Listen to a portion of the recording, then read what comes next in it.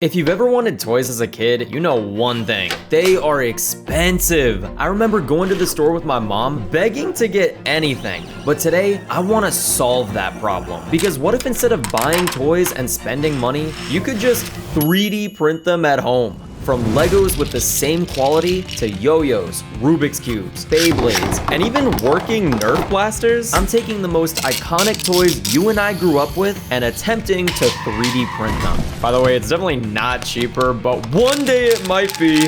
Now, if we're gonna talk about popular, then the first toy we gotta make is the Slinky. People have been playing with this thing since 1943. When it comes to 3D printing, it's definitely the easiest toy to make. Alright, at first I was a little concerned I accidentally made a Pringles can just because the layers were so tight together. I mean, really, if you mess up once, you're cooked. But all in all, the colors came out awesome. However, when you try to separate the Slinky so, you know, it becomes a Slinky, I might need some help. So I whipped out this flat metal looking tool. But what's nice is you can put it into one of the cracks, put a little bit of pressure, and now, the magic begins. I'm not even kidding, this is like ASMR on crack. I'm having a mental explosion. Oh, yo! Now, I've bought Slinkies from the store before, but they were never like this. Damn! It bends exactly like a Slinky should, and you can even perform tricks with it because it's so long. But even with all that, I do have a challenge for this Slinky to make sure it's legit, because I don't want to just make toys. I want to see if they're just as good as the originals.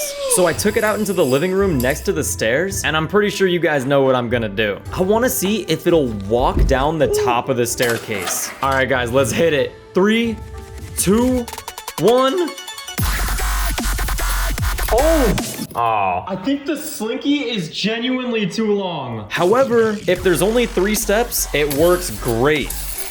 Yes! So yeah, you can't put it too high up, but every now and then you get a sick trick shot. Yes! It just slinkied. From trying to solve it and pissing you off, to being one of the most skillful and competitive toys ever made, I know you're all wondering, how am I gonna make a Rubik's Cube? And oh God, let me tell you, it is way more complex than you think it is. Now in theory, it seems simple, right? You just grab a bunch of colors, green, blue, red, orange, yellow, white, whatever, throw them in the printer, print out the sides, print out the base, and then once you put them all together, carefully laying over each piece, boom, Rubik's Cube. This is it, right? I mean, it looks fantastic, but unfortunately, it's not even close to that simple. Because even though it looks phenomenal, there is nothing inside. Yo, look at me solving it, guys. In fact, what you guys just saw me print is actually a case for your Rubik's Cube. Before this video, my friend Maddie gave me this Rubik's Cube, and this one works like it's supposed to because, you know, it has turning pieces inside. But I guess besides being satisfying, this case actually works nice. However, I really do want to know if making a functional Rubik's Cube is even possible.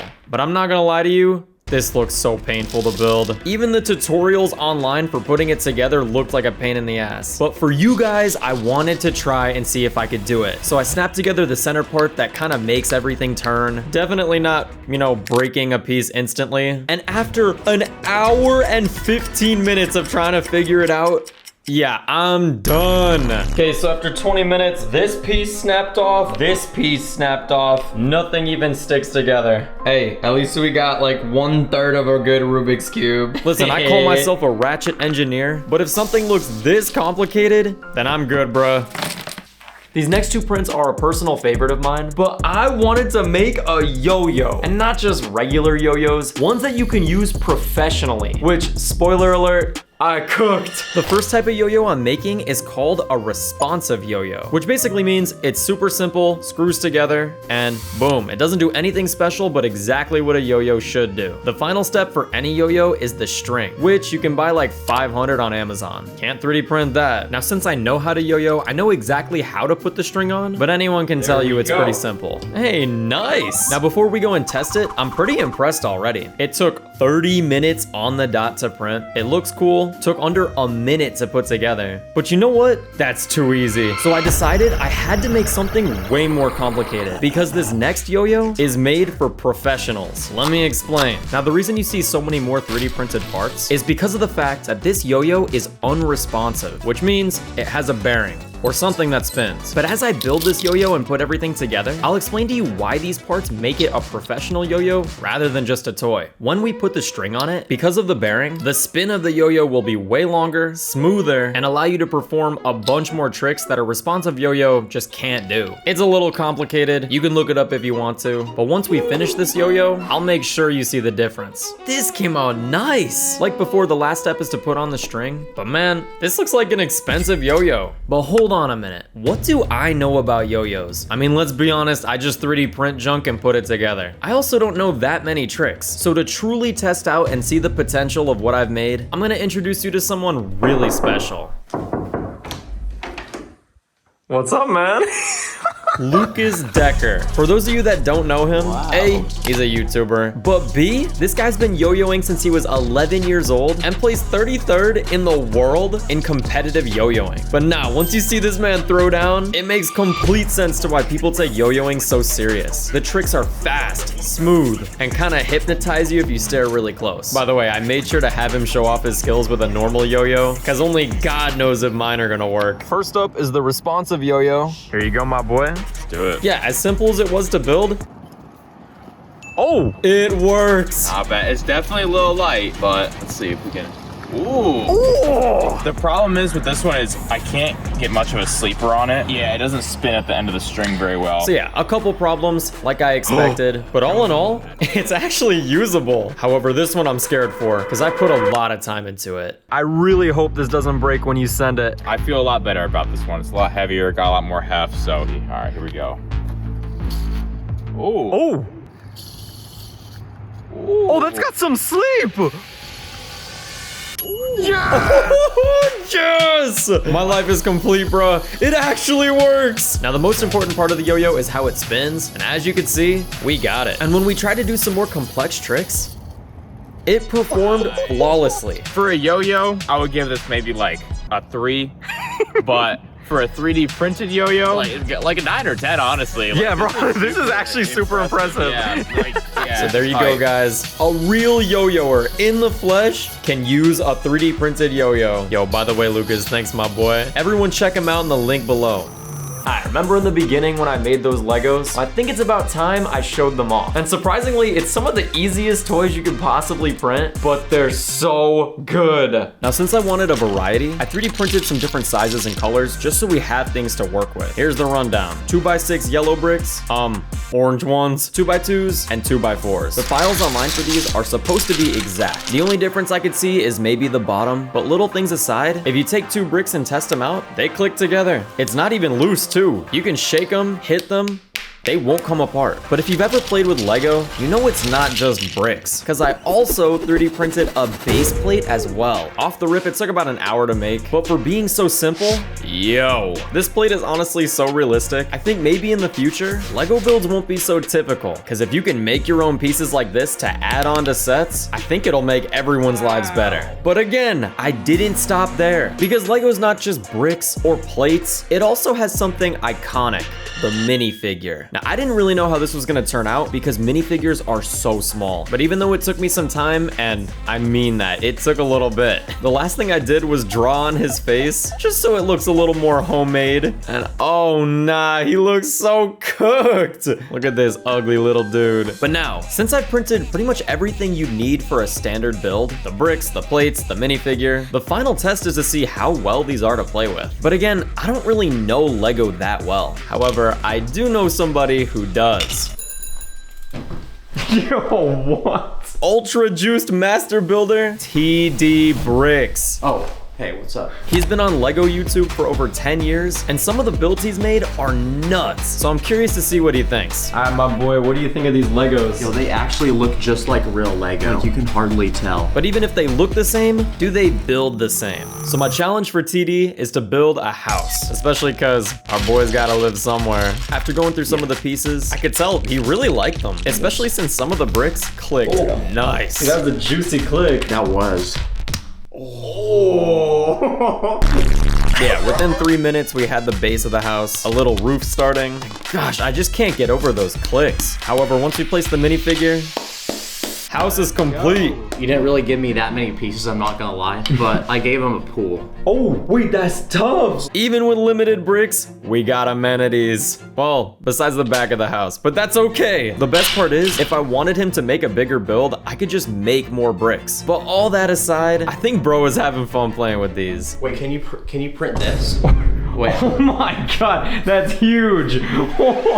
This is the biggest throwback of all time for me. Holy. I remember watching commercials for this on Cartoon Network and Nickelodeon, but I actually never bought them. I'm talking about none other than Beyblades. Now, if you've never seen or heard of these toys, then I'll give you a quick rundown. You basically buy one of these arenas at Target for like 10 bucks, and then what I'll be 3D printing are these circle-shaped spiky things that you use a little machine to zip into the arena. So yeah, now that you know how it works, first up on our list is to create that little launcher machine. I think that's what it's called. And the machine itself comes in 6 parts, with the main piece being the rip cord. Putting it together wasn't so bad. You click the gear in the box, then this turny thing, there's a part to make tension, and once you glue them both together, surprisingly, that's it. You could tell it works if you hear this sound. But to finish prepping, you take the ripcord and insert it right where that arrow says. Now you can understand what this does. Oh yeah, I also made a second one, because you know, you need 2 Beyblades to fight. But that's a great segue into making our own Beyblades. Using red filament, I made the base. And then as I was scanning my colors, I found a galaxy black plastic and put that in the oven so I could make my own spikes. If you'll notice, there's even a purple one too. That way we have one for each spinner. Then the assembly's kind of easy. Insert the pointy piece at the bottom, find the dents on the base, and then slide the spikes into place. And now, hey, this looks sick! Our first fighter is ready. For the other one, I made the base blue with a red tip, just so it looks a little different. But yeah, like before, it took 2 seconds to put together. Nice! Gosh, if I was still in school, this would be so hype. Why didn't I get into 3D printing earlier? But now that we have literally everything to get started, simply take your Beyblade, put it on the machine, and we are ready for battle. Who do you think is gonna win, guys? Red or blue? Yo, quick test to see if it works. Oh! Oh yeah, I'm hyped. Holy. Come on, boys, let's get battling. Oh! Ah! Yo, what the heck? This is so corny. These actually work exactly how they should. Round 2, boys. Whoa! Ah! Yeah! Ooh! And red takes it. It's simple, works exactly the same as the ones that are store-bought, and I think because of how much you can customize them, I would much rather 3D print than buy them. As a kid, I wasn't too big into these, but I understand the appeal, because Hot Wheels are sick, especially when you can 3D print things to launch the cars. Now, even though I could have done this, I didn't actually 3D print the Hot Wheels themselves, because bro, they're like $1.50 at the store, and I like the ones I chose. We got a red racing car, and this Japanese mega dump truck? Yo, I actually don't know. But those aside, what I really wanted to 3D print are tracks and accessories that make Hot Wheels way cooler. So I got to 3D printing, and yo, I think this is so sick. But we're gonna make a Hot Wheels launcher, something you can put a standard car on top of, hit a button, and send it flying. Oh yeah, for this build, I'm also gonna need a hair tie, but the assembly is quick and easy. First up, we gotta push the hair tie into this red trigger piece, then slide it into this other part like a hot dog, and finally, you set this orange piece on top, attach the hair tie loops where they need to be, and using little black screws, the machine gets secured. Voila! To make it work, it's really easy. Pull back on this red piece, and hit the orange trigger. That's it. All that's left to do is to put a car in front of it, which makes me wonder, how far can I even send this thing? All right, guys, let's hit it. Let's hit it. Wait. Yeah, we're not done yet. Even if I did hit this trigger, it's just gonna launch the car into my wall. So I 3D printed this gigantic orange ramp, and yo, that's peak. Now I think we're actually ready. We have A, the launcher, but B, a ramp to launch off of. Let's hit it. Oh! Yes! I would say I was surprised at how well it worked, but I'm actually not. When I was building it, I saw the potential. Yo, the dump truck kind of drifts as you send it. Oh, nah. I love being a grown-ass man playing with toys. But now, yo, it's about to get crazy. I'm gonna be really careful about how I talk about this next toy, because genuinely, I don't want YouTube to send the police to my house. I promise, it's not what it looks like. But the toy I'm most excited to make is a Nerf blaster. Y'all won't catch me saying the G word. Nope. Now, when I went to Target earlier, I picked up these Nerf darts. And it kind of just reminded me of how cool it would be to make my own, I can't say that word, blaster. I mean, bro, we be 3D printing everything. What the heck? This looks so foul. If I can learn to assemble this and then get real Nerf darts to shoot out of it, yo, video's complete. So after ripping everything off and kind of analyzing what I even have here, I think we're ready. Step 1 is to take off all this 3D printing junk just to kind of clean everything up. Then to make it so it can fire, we put this piece in there and then the actual trigger itself, which functions using a rubber band which connects to the inside of the handle. All right, nice. Now, taking these little blue nuts, I jammed them in all the holes you can see and sandwiched together both sides of the handle. Ooh. Nice! Now let's move on to the blue sliding piece on top. Something weird is that I had to cut a Nerf dart in half so I could use the foam for this hammer piece. I think this cushions it when you pull the trigger. Once that's screwed in, you can put it inside the barrel. And then using 2 more rubber bands, I attach both pieces so they can function smoothly. This is what you want to hear. Now take that new barrel, click it into the blaster, and finally connect the sliding plate on one side, the sliding plate on the other, and put pressure to snap it together. Boop. Well, I can tell you this, it looks a little bit crazier than Nerf, but damn, I think we got it. Yo, low-key, it looks like I spray painted the real thing, but hey, I can promise you, it only has rubber bands inside. I feel like I'm playing Call of Duty or something. But the final question we gotta answer is, can this thing even shoot? If it doesn't pass this test, I'm gonna be honest, yeah, I'm not stopping till it does. And then, oh! What? Oh my gosh. Yo, we gotta try that with a real dart. Come on, baby. Come on. Wait, what? Yo, please. You're telling me after 4 hours of putting this blaster together, the dart doesn't fit? So, like all of my other problems, there's only one option to get out of this. 3D print your own. I found a file online, made it smaller so I know this thing will fit, and then printed it out. Yes! Oh, yes. Now that it fits, let's test it again. Here we go. Come on. 3, 2, 1. Yes! Man, no more rubber darts. Honestly, I was so skeptical if this thing would even work because all it used was plastic and rubber bands. You'd think there'd be more to it, but there's not. So to flex my new firepower, let's see how strong it shoots against my minifigure. Alright, I can't lie, this thing low-key sucks, but it does look cool. Listen, my neighbors might look at me weird, but at least I feel cool. Yes! I'm just shooting anything at this point. So to answer the question of if you can 3D print a Nerf blaster at home, the truth is, you can. Let me know what some of your favorite toys were from this video and ones that were kind of nostalgic. Smash like, subscribe, and God bless you guys. Peace.